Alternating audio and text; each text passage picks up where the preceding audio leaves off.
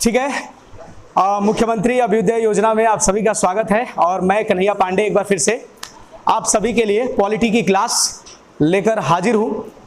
इससे पहले 2 क्लास में हम लोगों ने पढ़ा था फंडामेंटल राइट को और आई होप कि आप बोर हो चुके हो फंडामेंटल राइट और डीपीएसपी पढ़ के, लेकिन फिर भी बहुत ही अच्छे वे में हम इसको आगे बढ़ाएंगे। मेरे हिसाब से आर्टिकल 21 तक हम लोगों ने देख लिया था। ठीक है, जब भी मैं क्लास में आऊंगा एक चीज ध्यान रखिएगा, मेरी कंसिस्टेंसी यही रहेगी क्योंकि क्लासेज आपकी 2-4 दिन में एकदम कंफर्म हो जाएगी। टाइम टेबल भी, तो मेरा क्या टाइम रहेगा इतना ध्यान लीजिए। मेरी टाइमिंग जब भी होगी मैं 2 बजे से ही लूंगा, ठीक है ना। तो 2 बजे से मेरी टाइमिंग रहेगी और आप बुक लेके आइएगा, उसके आगे हम लोग आगे बढ़ते रहेंगे। ठीक है, नोट्स बनाने की बात रही तो आप चलते चलते नोट्स बनाते चलिएगा और इसके साथ साथ फाइनल में जब हम लोग पूरा पढ़ लेंगे तो मैं आपको स्टडी मटेरियल दे दूंगा। अगर शासन की तरफ से मिलता है तो फोटोकॉपी मिल जाएगी आपको, और नहीं मिलेगा तो आप लोग अपने हिसाब से कर लीजिएगा, ठीक है ना। चलिए देखते हैं। आर्टिकल 21 में हम लोगों ने बहुत ही अच्छे से डायमेंशन को देखा था और कैसे मैंने आपको बताया था कि प्रोसीजर एस्टेब्लिश बाय लॉ और ड्यू प्रोसेस ऑफ लॉ, इन दोनों के अंतर्गत हमने डिटेल वे में समझा था। अच्छा बताइए जरा, प्रोसीजर एस्टेब्लिश बाय लॉ ये कहां से आया था और ड्यू प्रोसेस ऑफ लॉ? अच्छा ठीक है, प्रोसीजर एस्टेब्लिश बाय लॉ में हमने देखा था कि जो लॉ में है उसी के अकॉर्डिंग हमको चलना है, और ड्यू प्रोसेस ऑफ लॉ में हमने देखा था कि थोड़ा सा हम उसके हटके भी चल सकते हैं। आर्टिकल 21 में बाद में चल के थोड़ी सी बात और हो गई, क्योंकि आप जानते हो बाद में जब आप डीपीएसपी पढ़ोगे तो इसमें क्या किया गया, एक आर्टिकल था 45, ठीक है। तो थोड़ा सा डायमेंशन आपको 2 चीज समझना पड़ेगा। जब हमारा संविधान बन रहा था तो उस समय 2 प्रश्न थे। प्रश्न नंबर ये कि कितने राइट लोगों को दिए जाए। तो एक हुआ ये, कुछ लोग ये थे कि सारे प्रकार के फंडामेंटल राइट लोगों को एक ही साथ दे देना चाहिए। कुछ लोगों का मानना था कि नहीं, अभी चूंकि भारत की जीडीपी इतनी बेहतरीन है नहीं, तो हम कुछ ऐसे राइट दें जिससे सरकार के वेल्थ से ज्यादा पैसा न जाए, यानी ऐसे राइट दे जो फिलोसफिकल हो, मतलब कह सकते हो दार्शनिक हो। जैसे समानता का अधिकार, पैसा सरकार का खर्च नहीं होना है, दार्शनिक है। इसी प्रकार धीरे धीरे कुछ और जब देश हमारा, राज्य और देश हमारा बढ़ते जाएगा, वेल्थ हमारा मजबूत होगा, तो हम क्या करेंगे, कुछ डीपीएसपी में जो प्रोविजन होंगे उनको हम लोग माइग्रेट करके फंडामेंटल राइट में क्या कर देंगे, एंटर कर देंगे। तो आर्टिकल 45 डील करता था हमारा राइट टू एजुकेशन से। कहा गया कि जब हमारा नेशन एक वेल्दी नेशन बन जाएगा तो उस समय क्या करेंगे, हम लोगों को शिक्षा का अधिकार देंगे। तो हमने क्या किया, एक संविधान संशोधन किया, 86 संविधान संशोधन, और उसके द्वारा हमने आर्टिकल 45 में एक प्रोविजन था जिसका नाम था राइट टू एजुकेशन, और इस राइट टू एजुकेशन को हमने एक फंडामेंटल राइट बना दिया और वो बना दिया आर्टिकल 21A। तो ये आर्टिकल 21 में जो फंडामेंटल राइट है हमारा, राइट टू एजुकेशन, 6 से लेकर 14 साल के बच्चों को, वो एजुकेशन अब यानी हमारा फंडामेंटल राइट है, ये आप जानते हो। अब जब 45 में ये राइट हट गया तो भाई 45 में भी वही राइट और 21A में भी सेम राइट, तो मजा आएगा क्या? नहीं। तो हमने कहा कि 45 में जो हमारा फंडामेंटल राइट नहीं था, राइट टू एजुकेशन, उसके जगह पे अब हम क्या कर देते हैं, अर्ली चाइल्डहुड केयर। मतलब अब 6 साल से कम के बच्चों को हम क्या करेंगे, केयर करेंगे। तो आप देखते हो ना बच्चों को, जैसे बच्चे की माँ जो रहती है तो स्कूलों में दलिया वगैरह दिया जाता है, तो वो सब अर्ली चाइल्डहुड केयर में आता है, ठीक है ना, ये ध्यान रखिएगा। अच्छा, एक बार प्रश्न पूछा गया था यूपीएससी में कि ये बताइए निम्न में से कौन जो राइट है वो हमारा फंडामेंटल राइट में भी है, फंडामेंटल ड्यूटी में भी है और उसके साथ साथ डीपीएसपी में भी है, तो वो कौन सा राइट है? ये हमारा राइट है, हमारा शिक्षा का अधिकार। अब थोड़ा सा कुछ और एक्स्ट्रा बियॉन्ड करंट को जोड़ के देखिए, हमारा जो शिक्षा का अधिकार है ये हम लोगों ने, चूंकि इसको इंप्लीमेंट करने के लिए, संशोधन तो हो गया था 2002 में, लेकिन इसको इंप्लीमेंट करने के लिए देखिए जो भी राइट होते हैं उसको इंप्लीमेंट करने के लिए हमको कानून की आवश्यकता पड़ती है। इसलिए हमने एक कानून लाया जो था राइट टू एजुकेशन एक्ट 2010, और इस राइट टू एजुकेशन एक्ट 2010 के तहत से हम लोग 1 अप्रैल से हम लोगों ने क्या किया, राइट टू एजुकेशन बच्चों को दे दिया, 6 से लेकर कितने साल, 14 साल। अब जरा सोचिए, ये 2 साल के पहले की बात मैं बता रहा हूं। देखिए अब जो बच्चा 2010 में 6 साल का होगा और वो क्लास 1 में एडमिशन लिया होगा, ठीक है, तो सोचिए उसका 14 साल किस वर्ष कंप्लीट होगा, जरा बताइए। अरे 8 साल हुआ ना, तो कब? 2018। तो 2018 में अगर आप लोग एडिटोरियल पढ़ते होंगे, तो चूंकि मैं इस फील्ड में हूं तो मुझे पता है, मैं पढ़ता भी रहता हूं। तो 2018 में एक रिपोर्ट आई थी, यह कहा गया था कि क्या, अब सोचिए जो बच्चा 6 साल का था, उसने एडमिशन लिया 2010 में, वो तो 14 साल में कंप्लीट कर लिया, यानी अब उसको राइट टू एजुकेशन के तहत फ्री में एजुकेशन नहीं मिलेगा। लेकिन इस एडिटोरियल में कहा जा रहा था कि हमें, सरकार को चाहिए कि सरकार इस राइट टू एजुकेशन को 14 साल के बढ़ा के इसको कम से कम 18 कर दे। तो इस पे बातचीत चल रही है, जैसे ही अगर किसी समिति ने सिफारिश किया तो हो सके तो ये इंक्रीज हो जाएगा। इसके साथ साथ एक बार यूपीएससी में पूछा गया था कि एसर रिपोर्ट, ठीक है ना, एसर रिपोर्ट जो होता है, हर साल एक एनजीओ है जिसका नाम है प्रथम, वो प्रथम रिपोर्ट, हर प्रथम जो रिपोर्ट होता है, प्रथम जो एनजीओ है वो एक एसर रिपोर्ट निकालता है,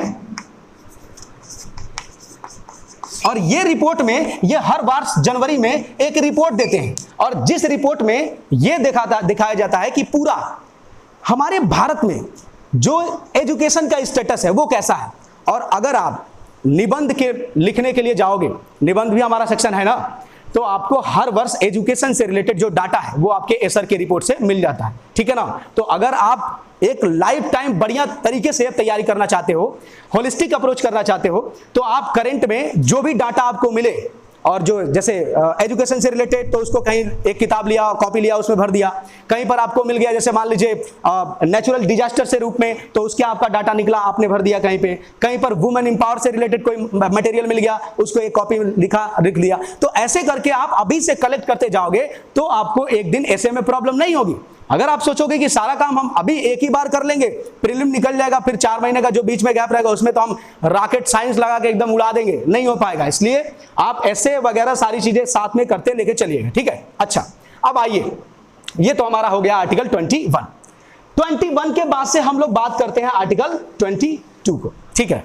अब देखिए, सबसे मोस्ट कंफ्यूजिंग आर्टिकल, एक आर्टिकल हमारा 20 और एक हमारा आर्टिकल 22। हमेशा हम कंफ्यूज हो जाते हैं इनके बीच में। तो एक है अपराध से रिलेटेड, ठीक है ना, यानी क्राइम से रिलेटेड, और एक है अरेस्ट से रिलेटेड।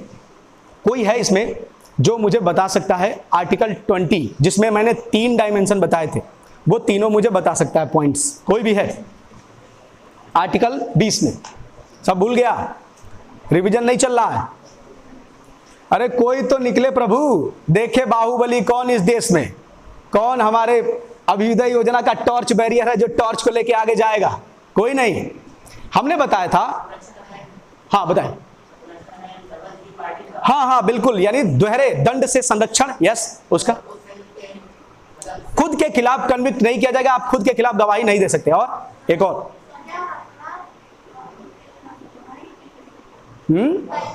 हाँ, मतलब जिस टाइम आपने जो क्राइम किया उसी के अकॉर्डिंग सजा होगी। ये आर्टिकल क्या था आपका? 20 था। 22 कहता है ना, आपको कुछ मामलों में अरेस्ट से, डिटेंशन से प्रोटेक्शन मिल रहा है, कि अगर आपको कोई अरेस्ट कर रहा है किसी मामले में, अगर आपको कोई डिटेन कर रहा है, तो उनमें आपको क्या क्या राइट्स हैं, इसके बारे में। तो इसमें भी 2-3 राइट्स हैं, चलिए देखते हैं। आर्टिकल 22 के अंतर्गत पहला राइट ये कहता है कि अगर कोई भी व्यक्ति आपको अरेस्ट कर रहा है या डिटेन कर रहा है, तो आप सबसे पहले आप उससे ये पूछ सकते हो कि हमारा अपराध क्या है, हमको आप किस केस में कन्विक्ट कर रहे हो, ये कह रहा है हमारा आर्टिकल 22 के एक सेक्शन में। फिर कहा जाता है कि अगर आपको अपराध का पूछने का राइट है, तो आपको यह भी एक राइट है कि आप क्या करिए, आपको 24 घंटे के अंतर्गत मजिस्ट्रेट के सामने क्या किया जाए, पेश किया जाए, इंट्रोड्यूस कराया जाए। अच्छा ये बताइए मुझे कि 24 घंटे के अंतर्गत मजिस्ट्रेट के सामने पेश क्यों करें? कोई बता सकता है मुझे इसका जवाब, ऐसा क्यों है? देखिए इतना समझ लीजिए, सिविल सर्विसेज की प्रिपरेशन करने में आपको कब, क्यों, कैसे, ये तीनों का जवाब आना चाहिए, ठीक है ना। क्योंकि आप इंटरव्यू में फंस सकते हो, तो इंटरव्यू में फंसना नहीं है ना, तो नहीं फंसना है तो हमको सारे जानकारी रहना चाहिए। तो देखिए, हमको 24 घंटे में क्यों मजिस्ट्रेट के सामने पेश किया जाएगा, तो इसका जवाब यह है ऐसे। देखिए, हमारा एक देश जो है डेमोक्रेटिक देश है, लोकतंत्र देश है, और हम किसी भी व्यक्ति को डायरेक्ट किसी पर कोई भी केस इंपोज करके हम जेल में नहीं डाल सकते।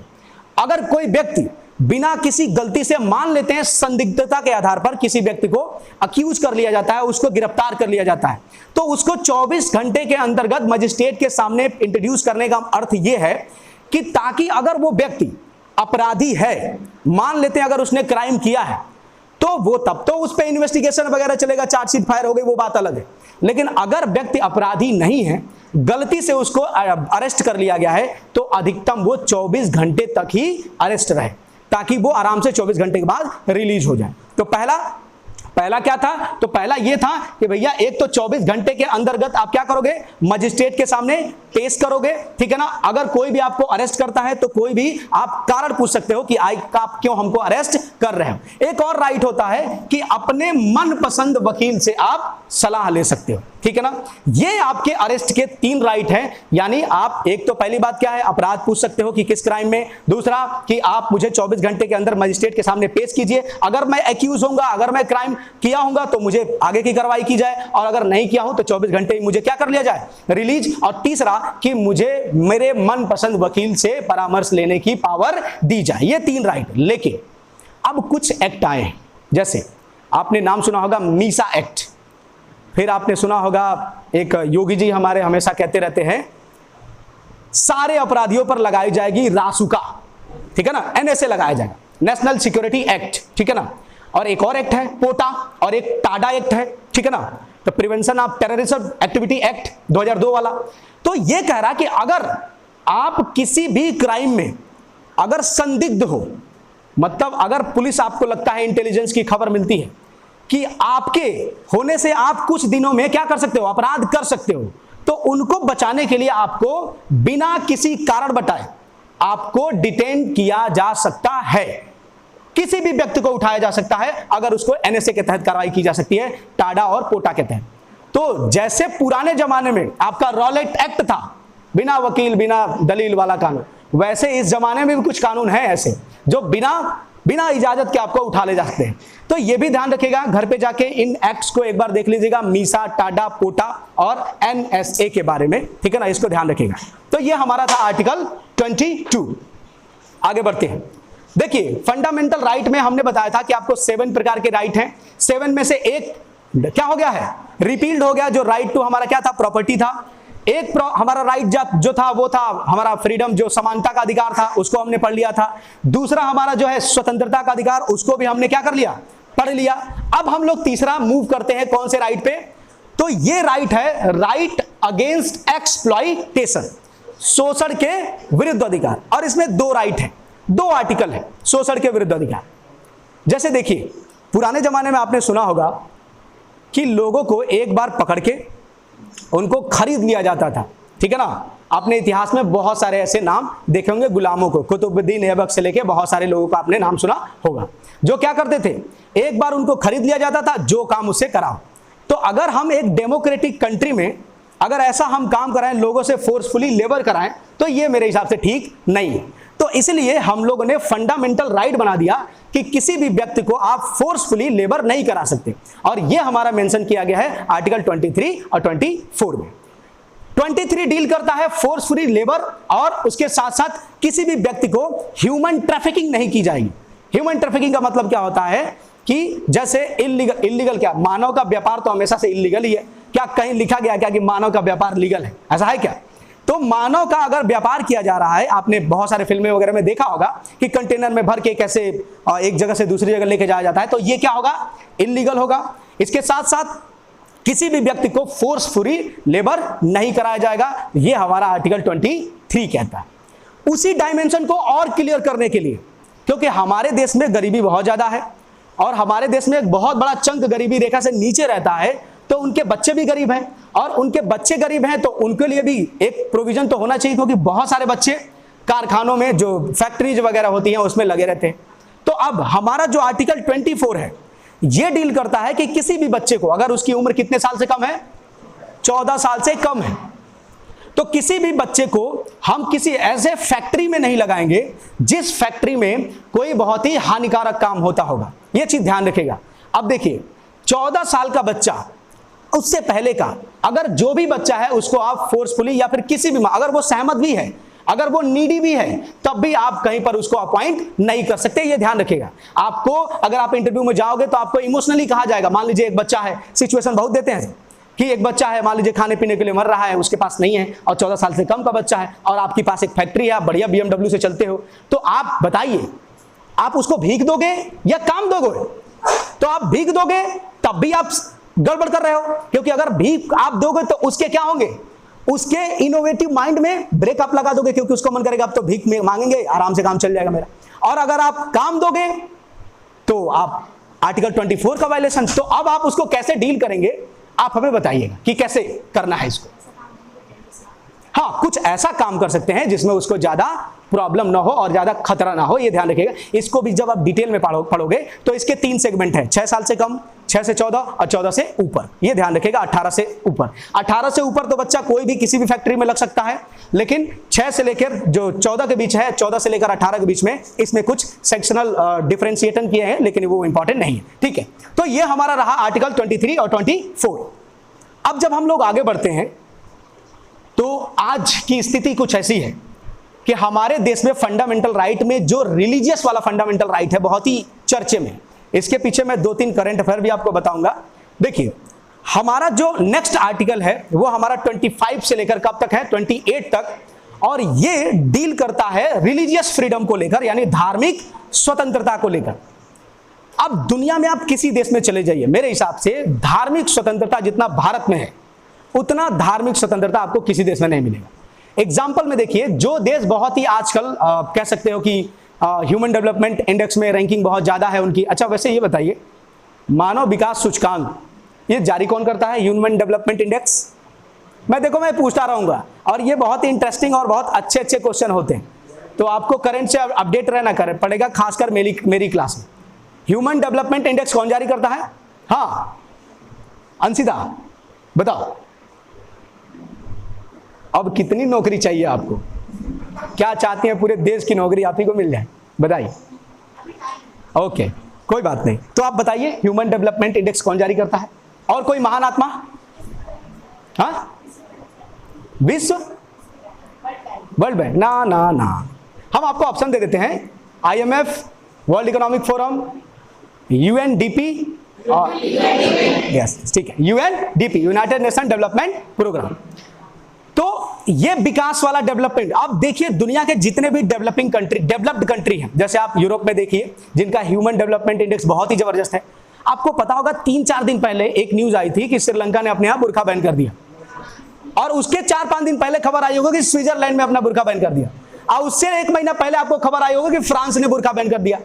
देख रहे हैं ना आप लोग? तो माइनॉरिटी के लिए जो यूरोपियन कंट्री हमारे भारत पर रिलीजियस फ्रीडम को वायलेशन करने के तौर पे हम पे सैंक्शन लगाते हैं, कहते हैं भारत में रिलीजियस फ्रीडम नहीं है, वो देश खुद रिलीजियस फ्रीडम में आज देख रहे हैं ना, बुर्का बैन पे बैन हुआ जा रहा है। भारत में ऐसा नहीं है, ये ध्यान रखेगा। तो चलिए, सारे जो रिलीजियस डायमेंशन है उनको हमको देखेंगे। आपके कुछ प्रश्न भी मैं लूंगा ताकि इसका आपका क्रिस्टल क्लियर हो सके। पहला, आर्टिकल 25 कहता है कि कोई भी व्यक्ति कोई भी धर्म मान सकता है। कोई भी धर्म आप मान सकते हो, उसका प्रैक्टिस भी कर सकते हो, कोई दिक्कत नहीं। अब देखिए, अब आपको फ्रीडम ऑफ रिलीजन है, आप अपने धर्म को फॉलो कर सकते हो। आर्टिकल 26 में कहता है कि right to freedom to manage religious affair, मतलब धार्मिक कार्यों के प्रबंध की क्या होगी? स्वतंत्रता होगी। आप चाहो तो पूजा करवाओ, चाहे जलसा लगवा लो, चाहे कुछ भी करा लो, ठीक है। तो ये फ्रीडम है आपकी। लेकिन अब आपके राइट टू जो फ्रीडम ऑफ रिलीजियस अफेयर है, यानी धर्म को मानने का अधिकार है, इस पे कुछ रीजनेबल कंडीशन है जो इसको क्या करते हैं? प्रोहिबिट करते हैं, प्रतिबंध लगाते हैं। और वो क्या क्या है? देखिए, अगर आपका धर्म जो आप मान रहे हो, उस धर्म से मानने के कारण किसी कह सकते हो कि किसी बीमारी, खतरनाक बीमारी फैलने की आशंका हो, तो हम आपके धर्म यानी आर्टिकल 25 और 26 पर प्रतिबंध लगा सकते हैं। ये ध्यान रखें, छीन नहीं सकते, प्रतिबंध लगाएंगे, ये ध्यान रखें, बहुत अंतर होता है। जैसे आपने इसका बहुत अच्छा एग्जाम्पल देख लिया होगा लॉकडाउन में ना तो कोई मदरसा या फिर कोई मंदिर मस्जिद, सब बंद। क्योंकि अगर आप जाओगे पूजा करने, घंटा हिलाने, तो घंटा टच करोगे, छींक दोगे गलती से, तो वो घंटे पे वायरस जाएगा, उस वायरस को कोई और घंटा हिलाएगा तो मामला गड़बड़। तो ये जो काम है जिसके वजह से आपका मामला गड़बड़ हो सकता है, तो रीजनेबल कंडीशन बीमारी पर लगाया जा सकता है। दूसरा, अगर कोई ऐसा काम है जो आपके धर्म को फॉलो करने से साइंटिफिक नेचर, जो साइंटिफिक हमारा ब्रेन है उसको डेवलप होने में कमी है। जैसे आपके फंडामेंटल ड्यूटीज में यह लिखा गया है कि सभी नागरिकों का यह कर्तव्य होगा, सभी नागरिकों का, yes you all are included, सभी नागरिकों का कर्तव्य होगा कि वो भारत में जो एक वैज्ञानिक सोच है, मतलब साइंटिफिक जो थॉट है उसको डेवलप करेंगे। फर्जी में ये नहीं कहेंगे कि भूत है, ठीक है ना, हम गए थे पढ़ने वहां पर, यार रात में भूत निकला था बिल्डिंग में, ये नहीं कहेंगे। ये क्या हो जाएगा, ये साइंटिफिक टेम्परामेंट को हमारे क्या करेगा, कमजोर करेगा, ऐसा नहीं करना। ओके, इसके साथ साथ तो कोई भी धर्म अगर अंधविश्वास को बढ़ावा देता है तो उसके नाम पर भी हम लोग क्या कर सकते हैं, उसको रोक लगा सकते हैं। जैसे आप जानते हो बहुत सारे ऐसे सेक्ट थे छोटे छोटे जिनमें नर बलि प्रथा, मतलब आदमी को उड़ा दो, ऐसी प्रथा थी, तो उन पर रोक लगा दे कि ना लगा दे, बिल्कुल लगाएंगे। अब आप एक डीएम ऑफिस, डीएम हो या फिर एसडीएम हो, आपके पास दो लोग आए, ये तो एक हैं ताजिया वाले टोपी लगा के, एक बढ़िया भगवा वस्त्र धारण करके आए, भैया हमारा ताजिया जाएगा, कोई कह रहा हमारा तो दुर्गा पूजा जाएगा, अब क्या करोगे एज ए डीएम के रूप में, ये तो नॉर्मली कंडीशन है आपका। तो अगर आपको लगता है, चूंकि उनको तो ताजिया निकालना उनको आर्टिकल 25-26 परमिशन दे रहा है, उनको रामनवमी में जो भी राम जी के पालकी है उनको लेके जाने का उनका रिलीजियस अधिकार है, तो अगर आप उस पर रोक लगाते हो तो वहां पर उनके फंडामेंटल राइट का वायलेशन होगा, और अगर आप रोक नहीं लगाते हो तो पब्लिक लॉ एंड ऑर्डर बिगड़ेगा। तो अब इस माहौल में हम क्या करें, तो अब यहां पर एज ए सिविल सर्वेंट आपको एक बहुत ही मैच्योरिटी वाला डिसीजन लेना पड़ेगा। या तो टाइमिंग दोनों का डिफरेंट करके आप बढ़िया से फोर्स लगा के आप काम कराइए आगे, या तो फिर भी अगर दोनों कह रहे हैं कि नहीं हम तो एक के टाइम पर लगाएंगे, तो दोनों को पकड़ के परमिशन आप दीजिए ही नहीं, क्योंकि आपका आर्टिकल जो 25 और 26 है वो कहता है कि अगर लॉ एंड ऑर्डर, सामाजिक जो हमारा कह सकते हो व्यवहार है, वो बिगड़ने का खतरा है, तो आप क्या कर सकते हो, प्रतिबंध रिलीजियस फ्रीडम पे लगा सकते हो। तो ये हमारा आर्टिकल 25 और ये हमारा आर्टिकल 26। अब 27 क्या कहता है, ये कहता है कि कोई भी धर्म पर कोई रिलीजियस टैक्स नहीं लगाया जाएगा। जैसे पुराने जमाने में आपने देखा होगा कि उसने हमारे ऊपर जजिया लगा दिया, ठीक है, फिरोज तुगलक ने ब्राह्मणों और महिलाओं पर जजिया लगा दिया, ऐसा आपने सुना होगा। फिर उसके बाद से जजिया, औरंगजेब ने बाद में फिर जजिया लगा दिया, जजिया पे जजिया। तो जजिया क्या था, तो एक रिलीजियस टैक्स था, जो टैक्स वे देते थे जो इस्लाम नहीं थे, क्योंकि पूरा इस्लामिक जो माहौल आया था अरब से, उनका काम ही था कि भैया दारुल हर्ब को दारुल इस्लाम में बदलना है। तो जब दारुल हर्ब को दारुल इस्लाम में बदलना है तो जबरदस्ती उनसे टैक्स लेंगे, अगर उनके पास पैसा होगा तो देते रहेंगे, जिस दिन पैसा खत्म होगा तो कहेंगे चलो भैया कन्वर्ट हो ही जाते हैं। तो इसलिए उन पे टैक्स लगाया जाता था जजिया कर। लेकिन आज क्या जजिया टैक्स लगाया जाता है, क्या तीर्थ यात्रा टैक्स लगाया जाता है, वेल्लूर विद्रोह याद करिए, माथा टिका सब ध्यान रखिएगा, तीर्थ यात्रा टैक्स लगाया जाता है नहीं। लेकिन अब आप कई बार अगर नहीं कह रहे हो तो मुझे तो एज ए टीचर आपको सारे डायमेंशन तो बताने ही है, लेकिन जब आप कुंभ का आयोजन होता है, ठीक है ना, और जब आप ट्रेन से जाओगे कानपुर से प्रयागराज, इलाहाबाद कहना ठीक नहीं है, प्रयागराज, तो प्रयागराज जब जाओगे आप, तो जब टिकट के प्राइस को ब्रेक डाउन करोगे तो उसमें लिखा रहता है कुंभ का कुछ शुल्क होता है, मतलब फी होता है। देखो ध्यान रखना, हमारा 27 आर्टिकल कहता है ना कि हम शुल्क लगा सकते हैं लेकिन टैक्स नहीं लगाएंगे। अब टैक्स और शुल्क में बहुत अंतर है, कोई मुझे बता सकता है क्या अंतर है, कोई बता दो। लड्डू खिलाएंगे पक्का, हाँ चल, अरे लड्डू के नाम पर आ गए क्या आप, चलिए बोलिए। देखिए ये होता है, टीचर से जब प्राइमरी में पढ़वाया जाता है तो कहा जाता है कि आप कैसे बच्चों को पढ़ाओगे, तो बच्चों से कहा जाता है पहले तो हम उसको इंकरेज करेंगे, बढ़िया से उसको बढ़िया से प्रमोट करेंगे, और जब नहीं माना बच्चा तो उसको क्या देंगे, लड्डू का लालच देंगे। तो कम से कम नहीं तो बच्चा लड्डू के नाम पर तो बोलेगा। जी बताइए। हाँ ठीक है, समोसा, ओके डन।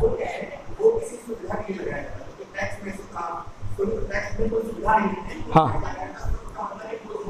ठीक ठीक, यस यस यस। जैसे शुल्क क्या होता है, शुल्क होता है जो किसी सुविधा के बदले ली जाए और टैक्स में कोई सुविधा देना जरूर, आप इनकम टैक्स देते हो, सरकार कोई सुविधा देती है क्या? अरे उस जिस टैक्स में रिटर्न भरने जाओगे वहां एसी भी नहीं लगा होगा, पंखा भी नहीं लगा होता है, आपको देना पड़ेगा तो देना पड़ेगा। तो ये मेन डिफरेंट है, लड्डू या फिर समोसा आप ले लीजिएगा, कोई दिक्कत नहीं। ओके चलिए, तो ये हमारा हो गया हमारा आर्टिकल 27। अब 28 कहता है किसी भी गवर्नमेंट फंडेड स्कूल में रिलीजियस एजुकेशन नहीं दिया जाएगा। मतलब किसी भी धार्मिक प्रकार की शिक्षा को किसी भी सरकारी स्कूल में नहीं दिया जाएगा। लेकिन तुम चलो जरा हमारे साथ एसडी कॉलेज में, वहाँ का पूरा प्रार्थना ही पूरा एकदम संस्कृत में है, लगभग आधा घंटा लगता है बोलने में। तो ये कैसे हो गया? और बहुत सारे स्कूल हैं जहाँ पर सरस्वती पूजा भी होती है। तो इसके लिए सुप्रीम कोर्ट में केस गए थे कि बताइए, और आपने भी देखा होगा राफेल आया तो रक्षा मंत्री पहुंच गए टीका लगाने।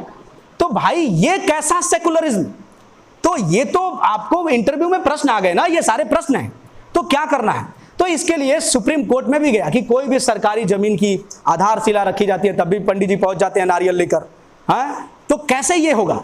तो वहां पर सुप्रीम कोर्ट ने कहा कि देखिए कि ये सब जो है ना, जो भी हम लोग कह रहे हैं, ये सब एक कल्चर है, इंडियन कल्चर है, और इंडियन कल्चर ये कहीं से भी रिलीजन से जोड़ा ही नहीं जाता है। आज भी हमारे यहाँ कहीं पर भी कोई चीज होता है तो हम पूजा पाठ जरूर करवाते हैं। तो इसीलिए इसको सरकार ने क्या कोर्ट ने कल्चर माना और कल्चर को कहा तो आप इसको अलाउ कर सकते हो। हाँ बोलो। हाँ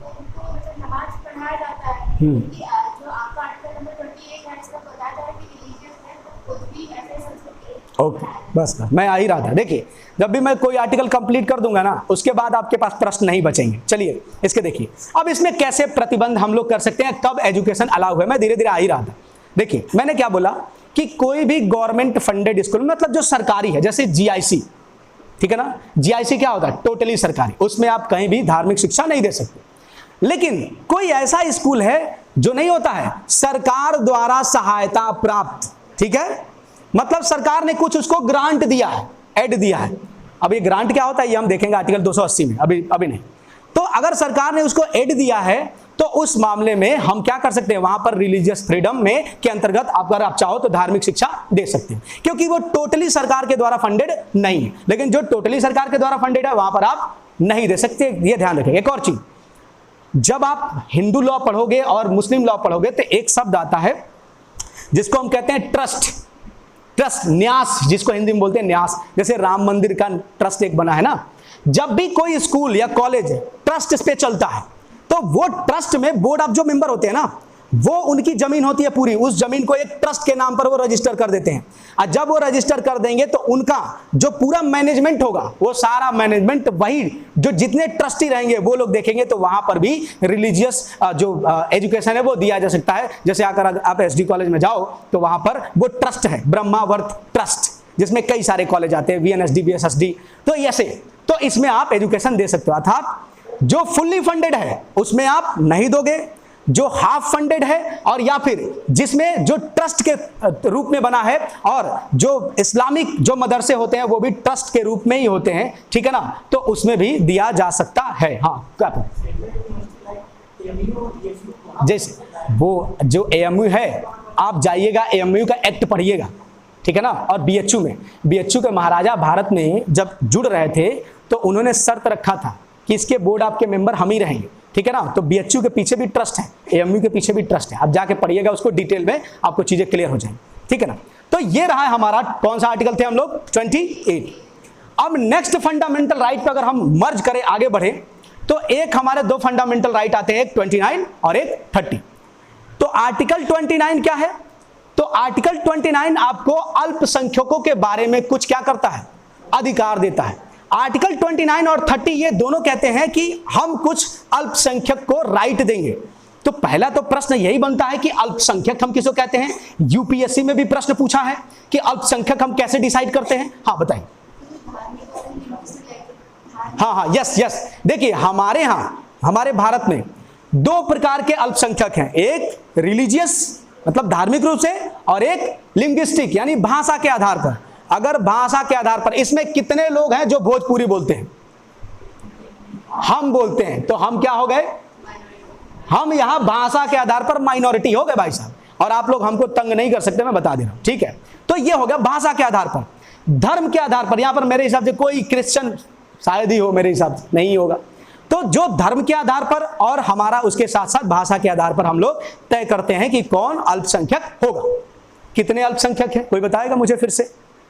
वर्तमान में भारत में अल्पसंख्यक जो जातियां हैं उनकी संख्या कितनी है और कौन कौन है, कोई मुझे जरा बता दे। हिंदू धर्म अल्पसंख्यक है क्या? नहीं, ये तो बहुसंख्यक है। ओके, बताओ मुन्ना, 6 के 6 बताओ। बौद्ध है, जैन है, क्रिश्चियन है, पारसी है, ईसाई है, और कौन बचा? नहीं नहीं, यहूदी नहीं, यहूदी नहीं। इसको लिख लेते नहीं तो ऐसे समझ नहीं आता, पता है, बोलने बोलने में हवा चला जाता है। चलिए 6 हैं, कौन कौन देखते हैं। एक मेन आइटम को छोड़ दिए, देखो मेन आइटम को तो छोड़ ही दिए। अच्छा, मुस्लिम, बौद्ध, जैन, सिख, क्रिश्चियन और क्या, पारसी। समझ गए ना आप लोग? पारसी यानी मुस्लिम, अगर आपको लिखना है तो लिख सकते हैं मुस्लिम, बौद्ध, मुस्लिम, हाँ, बौद्ध, जैन, सिख, क्रिश्चियन और पारसी। लेटेस्ट में कौन जोड़ा गया मुन्ना? जैन, ठीक है ना, ये ध्यान रखिए।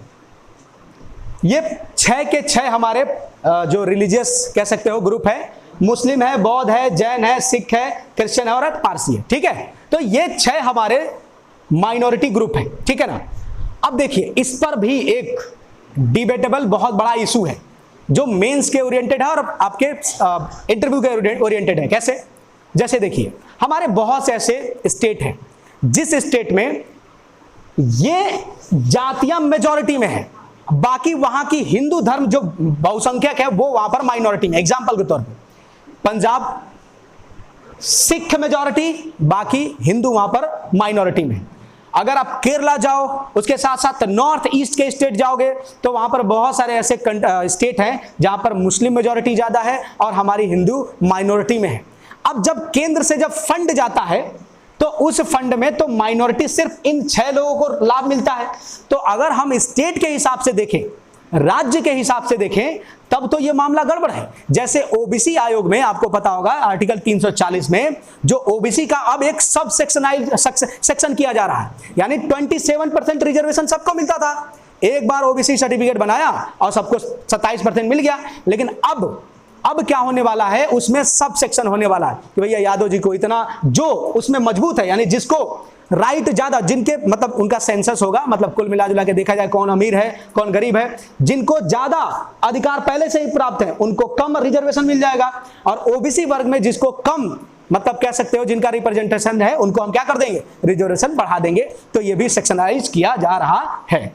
उसके बाद से 30 में आप जानते हो कि जो भी माइनॉरिटी ग्रुप है अपने लैंग्वेज को प्रोटेक्ट करने के लिए, अपने भाषा को प्रोटेक्ट करने के लिए क्या करेगा, तो स्कूल की स्थापना कर सकता है, यानी कोई भी स्कूल बना सकता है और उस स्कूल का जो मैनेजमेंट है वो भी देख सकता है। तो जितने भी मदरसे, जितने भी आपके संस्कृत के पाठशालाएं, वो सब अगर रजिस्टर्ड हैं, चल रही हैं, तो सब के पीछे कौन सा आर्टिकल है, आर्टिकल हमारा 30 है, ठीक है ना। तो ये ध्यान रखेगा, इसके आधार पर 30 के आधार पर आप आराम से चाहो तो कहीं पर भी कोई भी स्कूल खोल सकते हैं। ओके, ये हमारा फंडामेंटल राइट थे। अब 31 में राइट टू, इसके 3-4 सेक्शन हैं, लेकिन उसको ज्यादा डीप नहीं है क्योंकि 31 में से कई पार्ट निरसित हो गए हैं और ऑलरेडी निरसित मतलब रिपील्ड हो गए हैं। और ऑलरेडी जब हम पार्ट 4 जब डिस्कस करेंगे तो कुछ पार्ट इसमें आएगा, तो 31 को हम लोग छोड़ते हैं।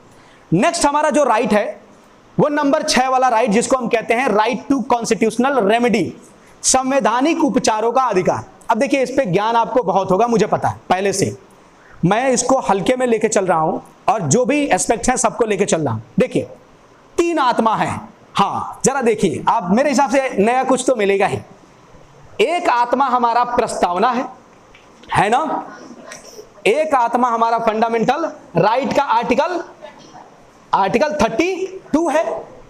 और एक हमारा जो आत्मा है वो डीपीएसपी भी आत्मा है। अब कैसे आत्मा है, तीनों देखते हैं। प्रस्तावना को आत्मा कहा था केएम मुंशी ने, ठीक है ना। और अगर देखिए फंडामेंटल राइट के आर्टिकल 32 को तो बी आर अम्बेडकर ने बोला था हार्ट एंड सूल ऑफ द इंडियन कॉन्स्टिट्यूशन, ठीक है। अब जब पूछा जाएगा कि जी ऑस्टिन,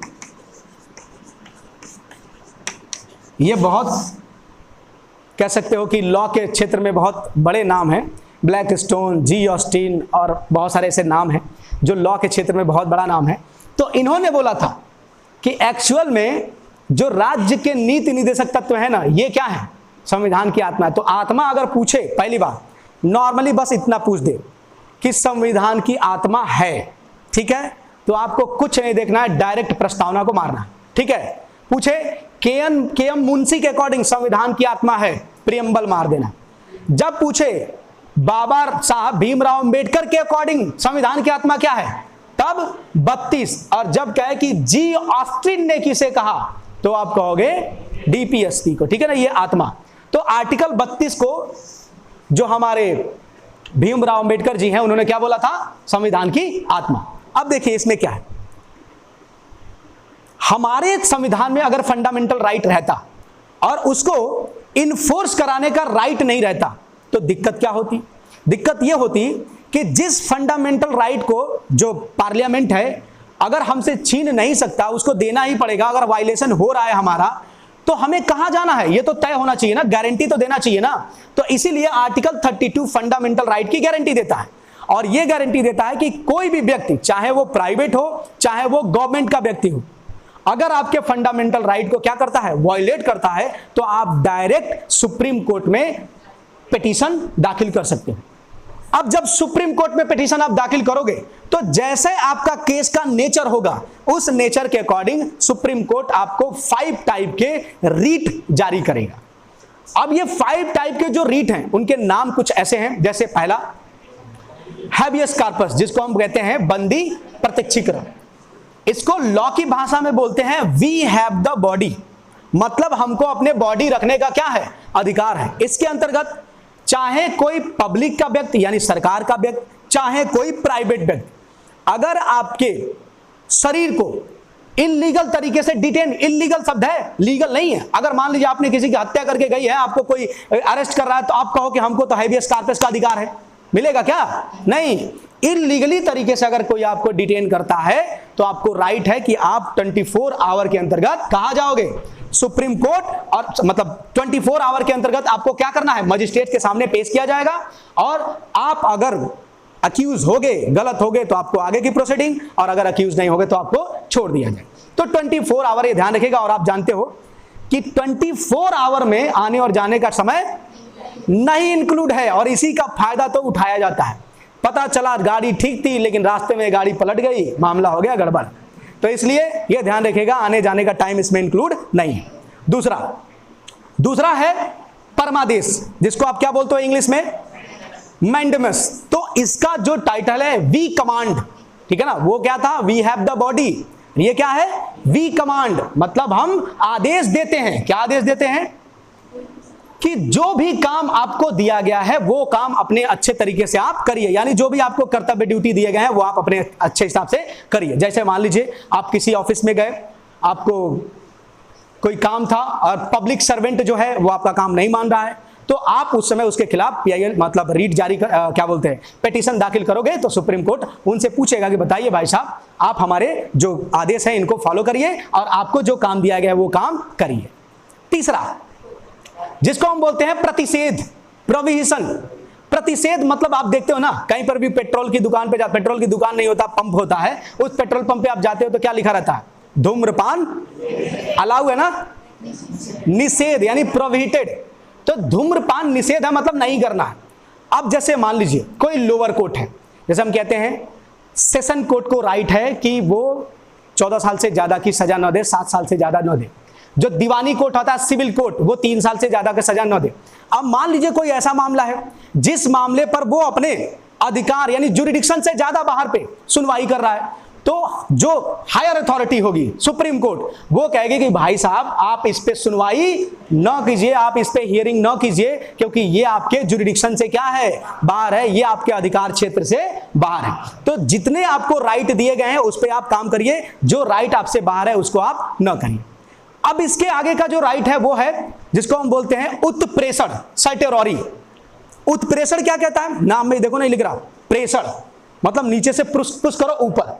तो देखो ये 2-3 मामलों में किया जाता है। जैसे अगर कोई केस है, ठीक है ना, वो केस बहुत दिनों से लोअर अथॉरिटी में पेंडिंग में है, उस पर सुनवाई नहीं हो रही, और आपको पता है कि जल्दी सुनवाई का अधिकार भी हमारा राइट है, और पता है जल्दी फांसी पाने का अधिकार भी है। अगर आपकी फांसी देरी हो रही है तो आप उसको चैलेंज करके अपनी फांसी को उम्र कैद में परिवर्तन करा सकते हो। यस, ये राइट है, जल्दी फांसी पाने का अधिकार फंडामेंटल राइट है, क्योंकि अगर हमको फांसी का अधिकार मिल गया, जो क्या बोलते हैं सजा, तो भाई हम तो घुट घुट के मरेंगे ना, हमें दिक्कत होगी, समस्या होगी, क्योंकि दिन कटते नहीं है, तो इसलिए काटना मुश्किल हो गया, इसलिए आप हमको जल्दी क्या कर दीजिए, लटका दीजिए। तो जल्दी फांसी पाने का भी अधिकार है। अगर जल्दी फांसी आपको नहीं मिलती है तो उस आधार पर आप कोर्ट को चैलेंज करके अपनी फांसी को उम्र कैद में परिवर्तित करा सकते हो, और हो भी जाता है, ठीक है। तो ये ध्यान रखिएगा, यानी अगर कोई केस पेंडिंग है लोअर अथॉरिटी में, या फिर वो केस में कोई कॉन्स्टिट्यूशनल का एंगल है, संविधान का एंगल है, तो अब बताओ संविधान का जो डिफाइन करने का पावर है, इंटरप्रिटेटर ऑफ कॉन्स्टिट्यूशन, ये कौन है? संविधान को कौन डिफाइन करेगा? Supreme court. यस, कोई भी कॉन्स्टिट्यूशनल प्रश्न पे फाइनल अथॉरिटी सुप्रीम कोर्ट के पास है, सुप्रीम कोर्ट ही कहेगा कि ये संविधान में है कि नहीं है, वही बताएगा। तो इसलिए अगर कोई ऐसा मामला है जो लंबित है बहुत दिनों से, या कोई ऐसा मामला है जो लॉ जिसमें सुप्रीम कोर्ट की राय जरूरी है, तो सुप्रीम कोर्ट कहेगा कि आप लोअर कोर्ट से ये केस क्या कर दीजिए, अपर केस में ट्रांसफर कर दीजिए, ताकि मामला हमारा बना रहे। ओके, लास्ट हमारा जो रीट है वो क्या है, जिसको हम कहते हैं अधिकार परीक्षा लेख, यानी क्यों वारंटो। आसान है, क्यों वारंटो मतलब भैया क्यों, अपना काम कैसे कर रहे हो, आप किस अथॉरिटी से काम कर रहे हो, यानी इसमें जो भी व्यक्ति है जो काम कर रहा है उसके काम करने के लीगलिटी को पता किया जाता है। जैसे मान लीजिए कोई व्यक्ति है और उसने फर्जी डॉक्यूमेंट बना के सरकारी शिक्षक बन गया, तो सरकारी शिक्षक बन गया, और हम जानते हैं कि सरकारी शिक्षक बनने के लिए बीएड, टेट और सुपर टेट ये सब पास होना चाहिए, और हमको पता चल गया कहीं से कि वो पास नहीं है, और हमने पिटीशन दाखिल कर दी, तो कोर्ट पूछेगा कि आप जो ये काम कर रहे हो क्या आपके पास इसकी लीगलिटी है, आपके पास ये अधिकार है ये काम करने का। तो इसमें जो अधिकार पूछा जाता है कोर्ट के द्वारा कि जो व्यक्ति काम कर रहा है वो उस राइट से काम कर रहा है कि नहीं कर रहा, अगर कर रहा है तो बात ठीक है, नहीं कर रहा तो मामला हो जाएगा गड़बड़। ये हमारा है आर्टिकल 32 के 5 रीट। अब देखिए, जब आप मेंस में लिखोगे तो 2 प्रश्न आते हैं। एक प्रश्न आता है compare article 32 with article 226, article 226। Article 226 और आर्टिकल 32 को क्या करिए, कंपेयर कीजिए और बताइए कि कौन ज्यादा मजबूत और कौन कम मजबूत। तो देखो, फंडामेंटल के मामले में सुप्रीम कोर्ट में आप डायरेक्ट जा सकते हो आर्टिकल 32 के तहत। In the same way fundamental right के मामले में आप चाहते हो कि नहीं सुप्रीम कोर्ट बहुत दूर है, हम हाई कोर्ट से ही काम चलाएंगे, तो आर्टिकल 226 आपको पावर देता है कि आप क्या कर जाइए, चले जाइए, आराम से वहां चले जाइए। लेकिन एक चीज ध्यान रखिएगा, आर्टिकल 226 के तहत हाई कोर्ट के पास और भी डायमेंशन है, वो फंडामेंटल राइट के अलावा भी किसी मामले पर रीट जारी कर सकता है। लेकिन आर्टिकल 32 के तहत जो हमारा सुप्रीम कोर्ट है वो सिर्फ 5 मामलों में क्या कर सकता है, रीट जारी कर सकता है। अगर किसी और मामले में रीट जारी करेगा ना तो वो आर्टिकल बदल जाएगा, और आप आई होप कि आप जानते होंगे 38 की 39, 138 की 139,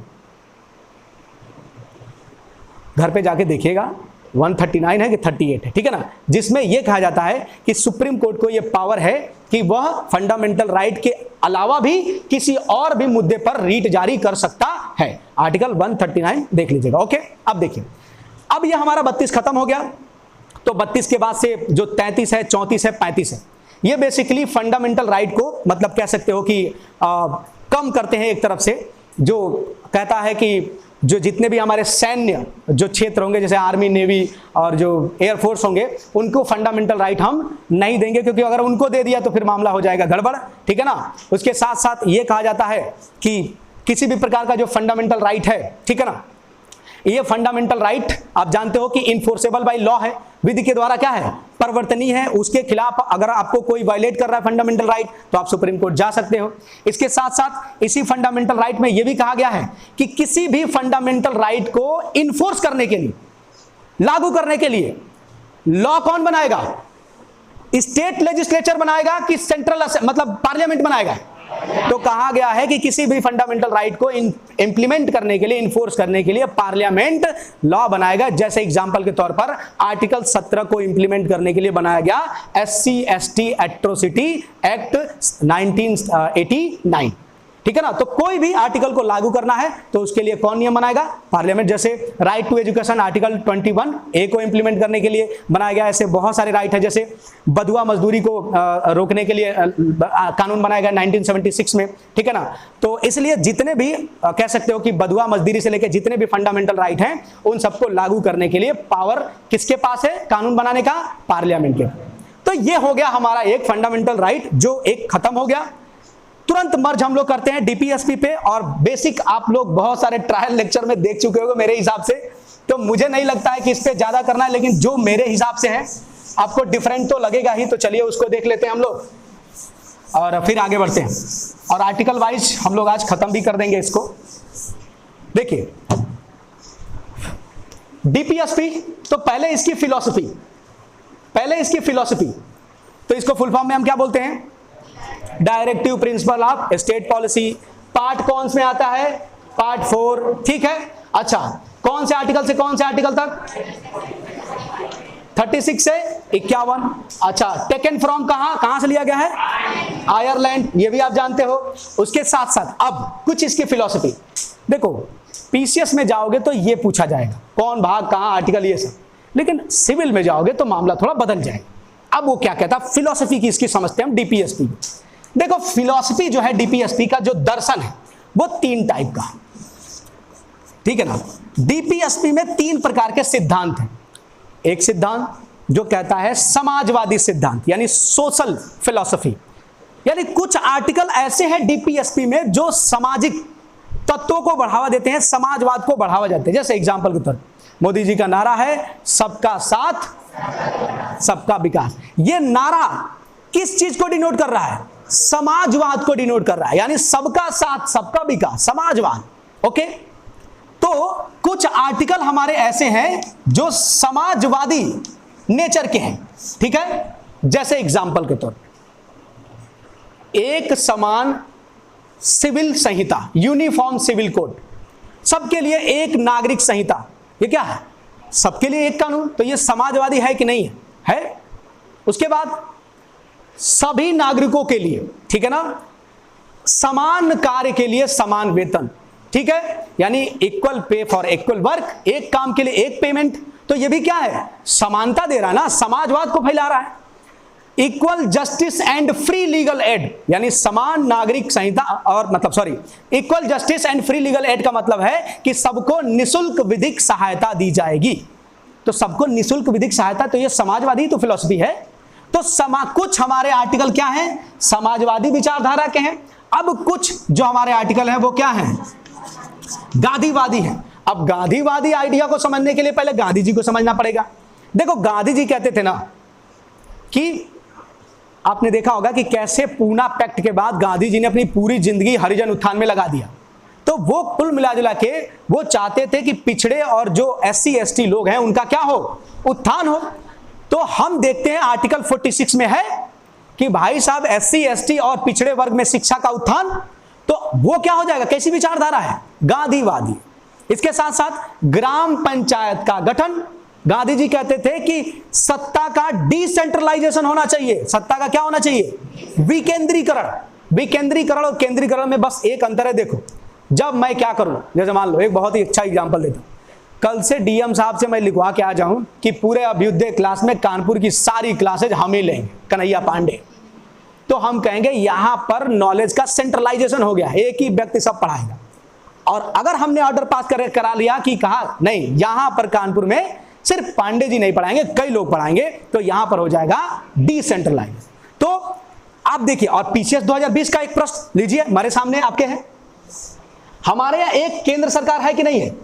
उसके नीचे राज्य है।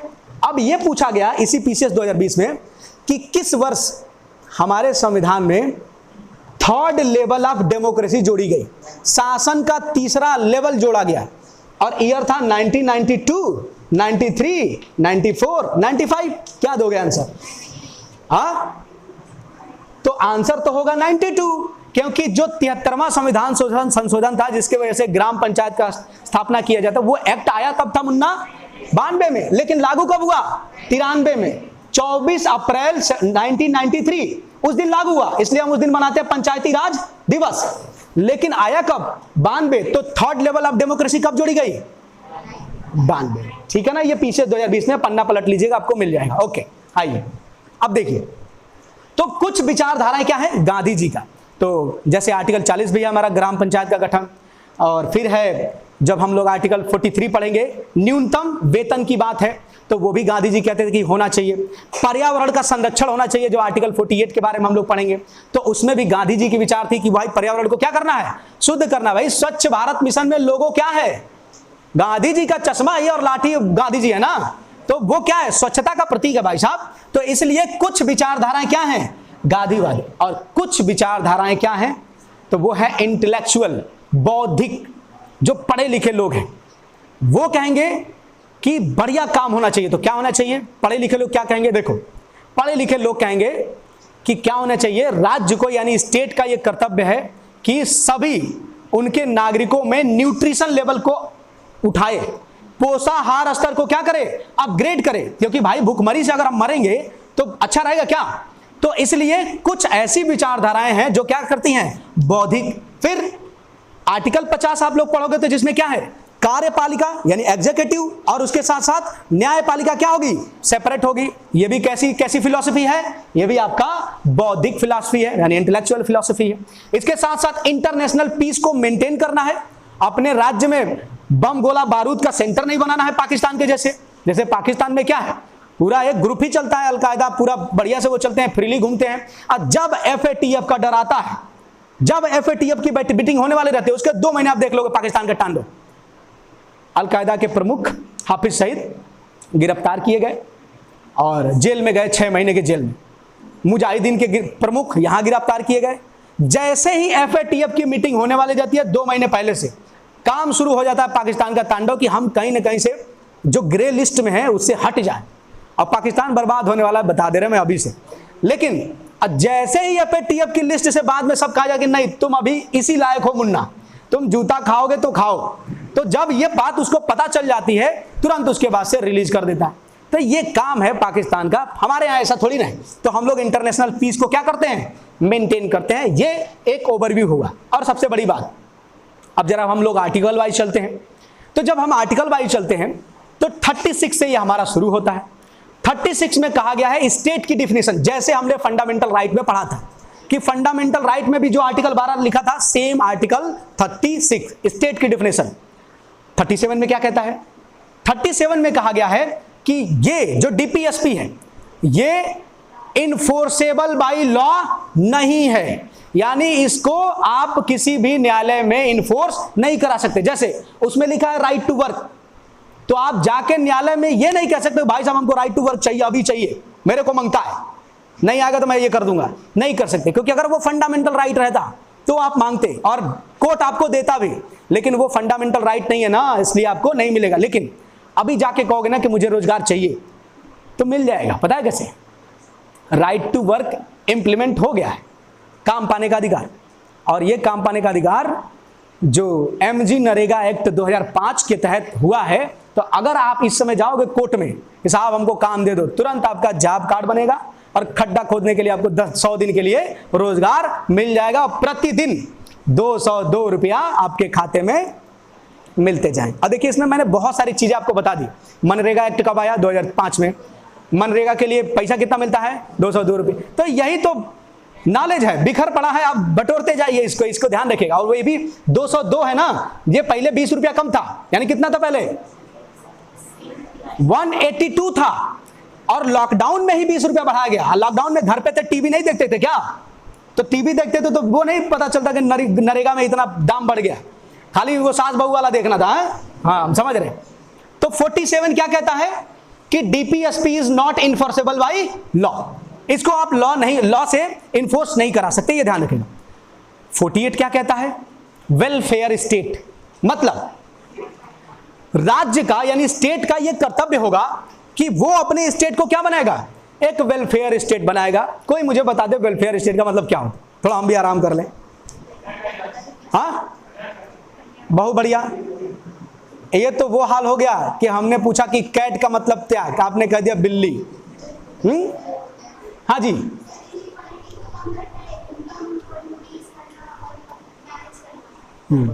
ओके, और कोई महान आत्मा जी,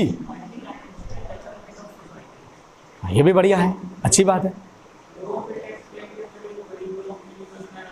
बहुत बढ़िया। और कोई महान जो, हाँ बताइए, हाँ बिल्कुल बताइए। मैं विचारों की पूरी स्वतंत्रता पे विश्वास करता हूँ, सारे लोगों का विचार ले और किसी की गलती भी नहीं कहता हूँ कि गलत है। हाँ बोलिए।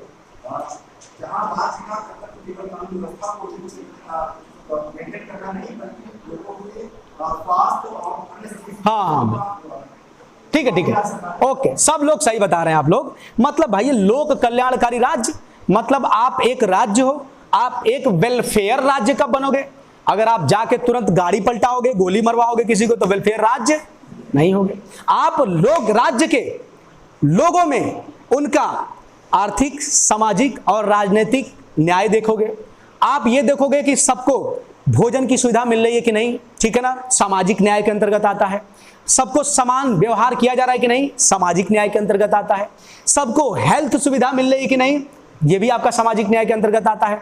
उसके साथ साथ सबको हेल्थ के साथ शिक्षा मिल रहा है कि नहीं। तो जो आपने बोला multi dimensional development of people, तो वो भी आ जाता है आपके, कह सकते हो, लोक कल्याणकारी राज्य में। और जितने भी स्कीम आपके सरकार चलाती है, वो सारे स्कीम इसी टारगेट को प्राप्त करने के लिए चलाती है, क्योंकि हमारे देश में स्टेट का टारगेट है कि हम क्या प्राप्त करें, हम एक वेलफेयर स्टेट बने। तो जिस दिन सभी भारत के नागरिकों को खाद्य सुरक्षा, इक्वलिटी, इक्वल ट्रीट किया जाएगा, समानता मिल जाएगी, जिस दिन सबको इंश्योरेंस की सुविधा मिल जाएगी, आफ्टर रिटायरमेंट एक सिक्योरिटी हो जाएगी, और उसके साथ साथ भोजन, रहने, पानी, खाने, स्वच्छ एनवायरनमेंट की जिस दिन सिक्योरिटी हो जाएगी, उस दिन हम कहेंगे कि हम एक वेलफेयर स्टेट में रह रहे हैं, जैसे यूरोप में आजकल ऐसा सिस्टम है। अब देखिए, ये हमारा क्या था, आर्टिकल 38। 39 में कई सारे डायमेंशन हैं, और 39 में जो 39A है, जो नालसा, जो आपको मैंने 2 दिन पहले एक ओवरव्यू भी दिया था, कि 39A में बात की जाती है निशुल्क विधिक सहायता। जैसे मान लीजिए आप एक गरीब व्यक्ति हो और आप केस लड़ने के लिए आपके पास क्षमता नहीं है, तो सरकार आपको क्या कर देगी, आपको निशुल्क विधिक सहायता दी जाएगी। और उसके लिए एक संस्था भी बना है नालसा, जिसको हम कहते हैं नेशनल लीगल सर्विस अथॉरिटी। और नेशनल लीगल सर्विस अथॉरिटी आपकी क्या करेगी, फ्री में केस लड़ेगी। और मैंने उस दिन बताया था एक केस जिसमें ट्रांसजेंडर्स को पहली बार फंडामेंटल राइट मिले थे। कोई बता सकता है वो केस का नाम क्या था? NALSA versus union of India, ठीक है ना। मैंने बताया था केस आपको, जिसमें मैंने बताया था कि फंडामेंटल राइट ट्रांसजेंडर के लिए भी मिल गया इसी केस के बाद से। और कई सारे मैंने केस बताए थे, तो आप इसको अच्छे से याद रखिएगा। ओके, 39 आर्टिकल के बाद से आपका आता है कौन सा, 40 नंबर। और 40 नंबर क्या टाइटल है इसका, तो ग्राम पंचायत का क्या होगा, गठन होगा, विलेज पंचायत का एस्टेब्लिशमेंट होगा। तो ये आप जानते हो कि वर्तमान में ग्राम पंचायत का गठन है कि नहीं है, हो गया है। 73rd और 74th कॉन्स्टिट्यूशनल अमेंडमेंट के द्वारा ग्राम पंचायत एज वेल एज नगर पंचायत का गठन हो चुका है। 41 में क्या है, राइट टू वर्क, काम पाने का अधिकार। तो राइट टू वर्क भी एक प्रकार से इंप्लीमेंट है। जैसे जो हमारा नरेगा एक्ट आया, जो एक्ट आया था 2005 में, और इंप्लीमेंट हुआ कब, 2006 में। तो उसके तहत 100 दिन का रोजगार हमको क्या होता है, मिलता है। तो ये हमारा राइट टू जो वर्क है, उसके अकॉर्डिंग आपका आर्टिकल 41 आ जाएगा। 42 में हम चलेंगे, तो इसमें कहा गया है कि जितने भी राज्य के लोग होंगे और जो महिलाएं होंगी, तो इसका हिंदी में टाइटल है काम की मनोवांछित दशा तथा स्त्री प्रसूति सहायता पाने का प्रबंध। मतलब जो मैटरनिटी रिलीफ होती है वुमेन्स को, वो पाने का। और अगर किसी व्यक्ति की काम की यानी वर्क करने की जो फिजिकल कंडीशन है वो गलत है, मतलब गलत इन द सेंस ये है कि वो ठीक नहीं है, तो उस व्यक्ति को भी कुछ रिलीफ दिया जाएगा। जैसे एग्जांपल के तौर पे जितने भी दिव्यांग लोग हैं हमारे देश में, उनके लिए आप जानते हो कि एक स्पेशल कोटा होता है, उनको कुछ रिजर्वेशन मिलता है। इसी प्रकार जितने भी प्रेग्नेंट वुमेन्स होती हैं, उन प्रेग्नेंट वुमेन को मैटरनिटी रिलीफ मिलता है, मैटरनिटी रिलीफ एक्ट 1961 के तहत। और एक और चीज ध्यान रखिएगा, पहले मैटरनिटी रिलीफ मिलता था 12 सप्ताह का, अब मैटरनिटी रिलीफ मिलता है 26 वीक का। तो यह भी बढ़ा दिया गया है, अभी हाल ही में, ज्यादा दिन नहीं हुआ, यह अमेंडमेंट हुआ था 2018 में। तो वर्तमान में मैटरनिटी रिलीफ का जो टाइम पीरियड है वो कितना है, तो आप कह दोगे 26 वीक। कितना पहले था 12, अब कितना है 26 वीक। तो ये है आर्टिकल हमारा 42, ठीक है। उसके बाद से 43, तो 43 कहता है कि मिनिमम वेज पाने का अधिकार, कम से कम न्यूनतम मजदूरी का अधिकार। तो जब बधुआ मजदूरी था, ठीक है ना, बाइंडिंग जो लेबर जो उस समय था, जिस समय, तो बॉन्डेड लेबर सिस्टम में क्या होता था, एक बार किसी को खरीद लिया, अब पूरे साल तुम हमारे यहां काम करो, अब तुमको कोई भी सैलरी नहीं देंगे, कहते हैं खाने पीने पे काम कराएंगे, खाओगे पियोगे बस काम तुम्हारा हो गया। तो ये सिस्टम नहीं होगा, कम से कम जो भी व्यक्ति आपका काम करेगा उसको मिनिमम वेज तो मिलेगा ही, ये आपका 43 कहता है। 44 क्या कहता है कि यूनिफॉर्म सिविल कोड, ध्यान रखिएगा, यूनिफॉर्म सिविल कोड यानी समान नागरिक संहिता। तो समान नागरिक संहिता क्या कह रहा है, देखिएगा, सिविल कोड लिखा है, क्रिमिनल कोड नहीं लिखा है, क्योंकि क्रिमिनल कोड तो ऑलरेडी सबके लिए बराबर है। हमारे यहां ऐसा है क्या, हिंदू किसी का मर्डर करे तो उसको 14 साल की सजा, अब मुस्लिम करे तो उसको फांसी, ऐसा है क्या?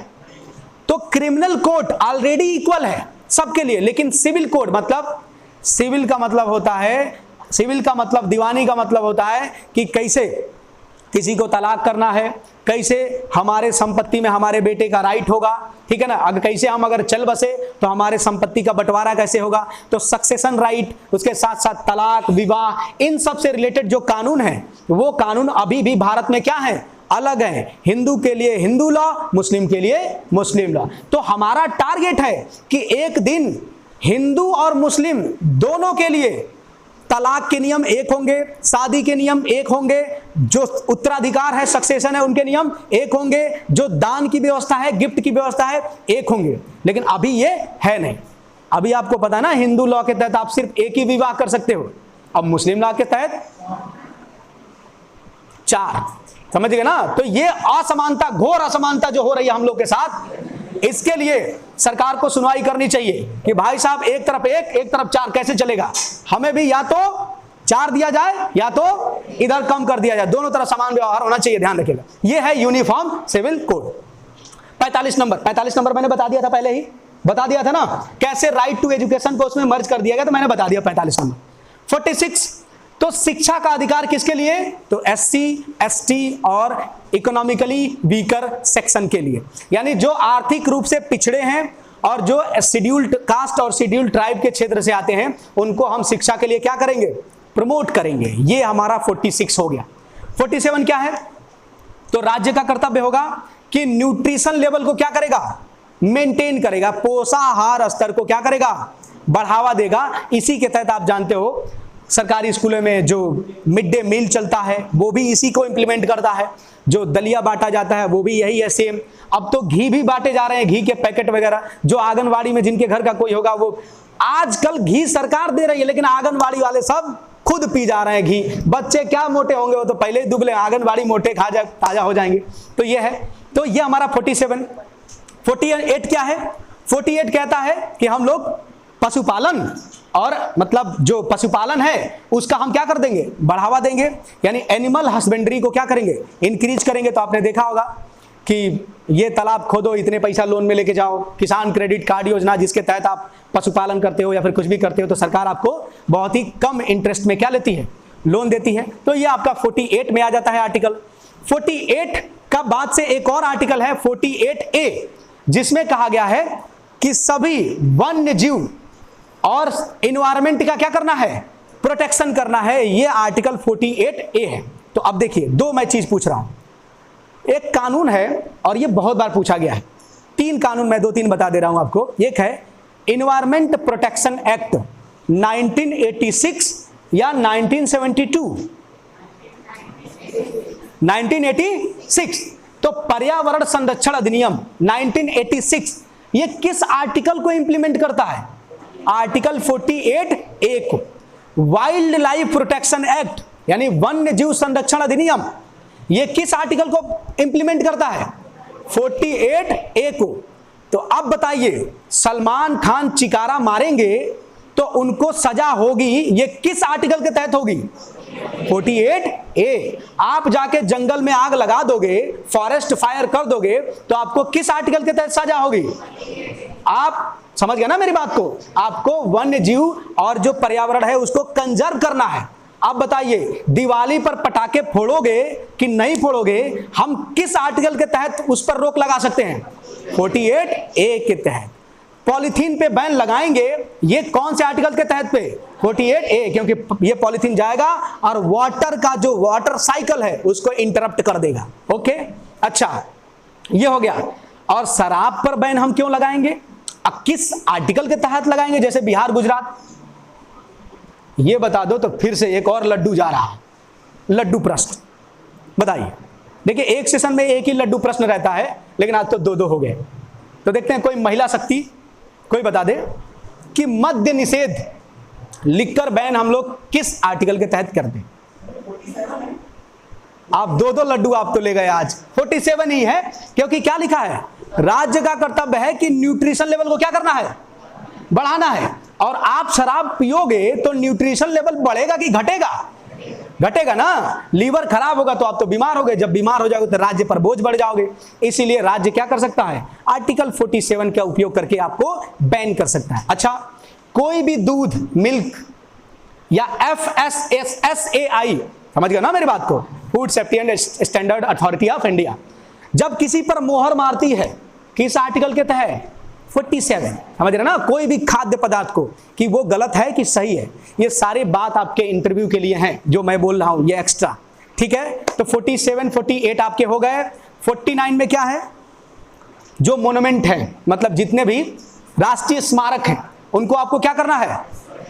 कंजर्व करना है, प्रोटेक्ट करना है। ये नहीं जाके ट्रेन है तो उसको, ट्रेन को पंखा ही खोल लेके आगे भाग गए, वो आप राष्ट्रीय स्मारक को कंजर्व नहीं कर रहे हो। या फिर जाके सेंट्रल पर गए और कोई मूर्ति है उस पर कुछ गंदगी काम करने लगे आप, तो ये सब काम नहीं करना है। आपको क्या करना है? प्रोटेक्ट करना है, चाहे लाल किला हो, जो भी राष्ट्रीय स्मारक है, ठीक है ना? तो इनका भी प्रोटेक्शन आपको करना है। अगर प्रोटेक्शन नहीं करोगे तो जाओगे कहाँ, वो तुमको पता है। तो ये हमारा कौन सा हो गया? 49। 50 आर्टिकल कहता है कि separation of the executive from judiciary, यानी जो कार्य काम करेगा, वर्क को इंप्लीमेंट करेगा, वो न्याय नहीं देगा। अर्थात जो अरेस्ट करेगा वो गाड़ी नहीं पलटाएगा। बात को समझने की कोशिश करिएगा। मतलब जो भी व्यक्ति किसी को गिरफ्तार करेगा उसको एक जुडिशियल ट्रायल के बाद सजा होगी, तुरंत आप सजा नहीं दे सकते। जो चाहे कोई पुलिस वाला किसी लेखपाल को मारता है वो भी गलत है, चाहे कोई व्यक्ति किसी को डायरेक्ट मार देता है वो भी गलत है, इस आर्टिकल 50 के तहत। और आर्टिकल 50, हाँ बोलिए।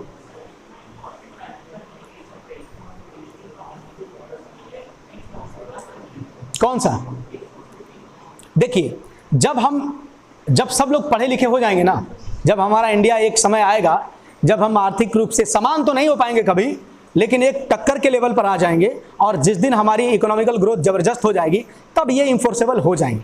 लेकिन मजबूरी है ना इस समय, क्योंकि समझ सकते हैं आप कि इस समय भारत की स्थिति उतनी मजबूत नहीं है, इसलिए हम लोग डीपीएसपी को इन्फोर्स नहीं कर सकते। एज ए राइट जब आप इसकी डिमांड करने लगोगे ना, तो स्टेट का जो इकोनॉमिकल पॉलिसी है वो थोड़ी गड़बड़ा जाएगी। एक समय आएगा जब आपको ये मिल जाएगा। ठीक है, 51 हमने आपको बता ही दिया था कि 51 में क्या होगा?